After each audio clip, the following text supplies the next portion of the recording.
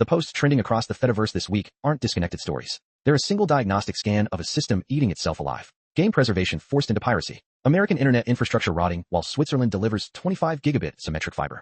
PC shipments collapsing with no recovery projected until 2029. Meta locking smart glasses features behind subscriptions. German workers requiring doctor's notes for a single sick day. Missouri experimenting on trans prisoners in defiance of court orders. Oceans breaking temperature records while absorbing the waste heat of capital accumulation. And Image 3.0 releasing. A small but real counterexample of what infrastructure looks like when it serves users instead of shareholders. This is the shape of late-stage monopoly capitalism. Enclosure, extraction, discipline, and collapse. All happening simultaneously. All reinforcing each other. Let's start with the piracy story, because it's the clearest illustration of the central dynamic. The Video Game History Foundation's library director Phil Salvador didn't say piracy is ideal. He said it's the only option left. The industry has systematically destroyed every legal preservation pathway. They've lobbied for copyright extensions that lock games away for a century. They've used DMCA anti-circumvention provisions to criminalize the very act of keeping software runnable after authentication servers shut down. They've refused to deposit source code with the Library of Congress. They fought right to repair legislation that would let institutions maintain hardware. And now they're moving to discless, subscription-only, always online models where preservation isn't just difficult. It's architecturally impossible. This isn't neglect. It's strategy.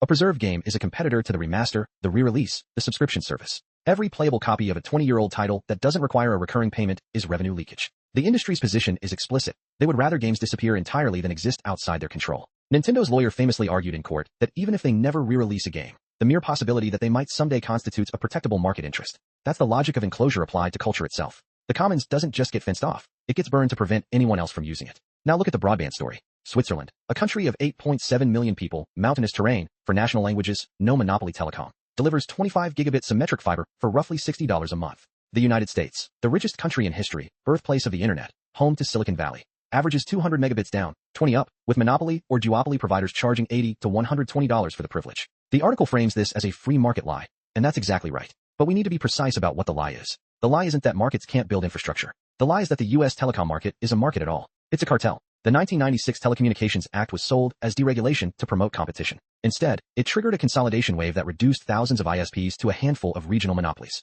Those monopolies then captured the FCC, state legislatures, and the courts. They wrote the laws that prevent municipal broadband. They sued cities that tried to build their own networks. They pocketed $400 billion in subsidies for fiber deployment and delivered copper. They divided territories like mafia families. Comcast takes Chicago, Charter takes LA, Verizon takes the Northeast, and they don't compete on price or quality because they don't have to. Switzerland did something different. They treated fiber as public infrastructure. The federal government set a national strategy. The cantons implemented it. The incumbent, Swisscom, was majority publicly owned until 2021 and still operates under a universal service obligation. Competitors get wholesale access to the network at regulated rates. The result, 95% fiber coverage, symmetric gigabit as baseline, 25 gigabit available now, 50 gigabit rolling out. The free market didn't build this. Democratic planning did. The US PC shipment collapse, 7% year over year, no recovery until 2029, is the same story in hardware. The industry spent a decade optimizing for extraction instead of utility. Soldered RAM, soldered storage, proprietary screws, serialized components that brick if replaced, planned obsolescence baked into firmware. The pandemic bump was an anomaly. People bought machines because they had to, not because the product improved. Now the extraction ceiling has been hit. Prices are up 15 to 20% on components. Shortages are artificial. Manufacturers cut production to maintain margins. The market isn't correcting. It's revealing that the only growth model left is squeezing more money from fewer units. Meta's smart glasses subscription is the consumer-facing edge of this. You buy the hardware, $300 for Ray-Ban Metas, but the AI features, the translation, the live streaming, the things that make the product more than a camera on your face, those cost $20 a month.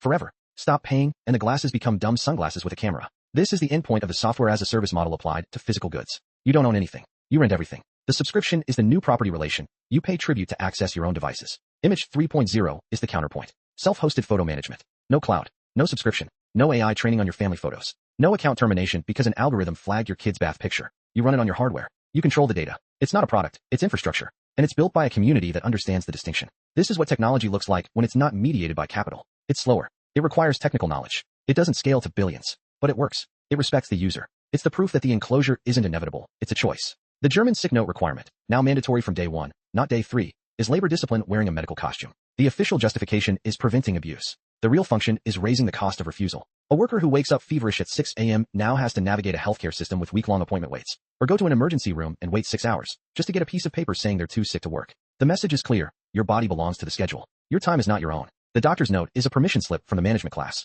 This connects directly to Missouri's experimentation on trans prisoners. The state is denying gender-affirming care recognized as medically necessary by every major medical association, and instead subjecting prisoners to conversion therapy style interventions. This is in defiance of a federal court ruling. The state's argument, Prisoners have no right to experimental treatments. The reality, the state is using a captive population as test subjects for political ideology. This is what happens when the carceral system, already a warehouse for the surplus population, becomes a laboratory for social control. The trans prisoner is the canary. The methodology will migrate.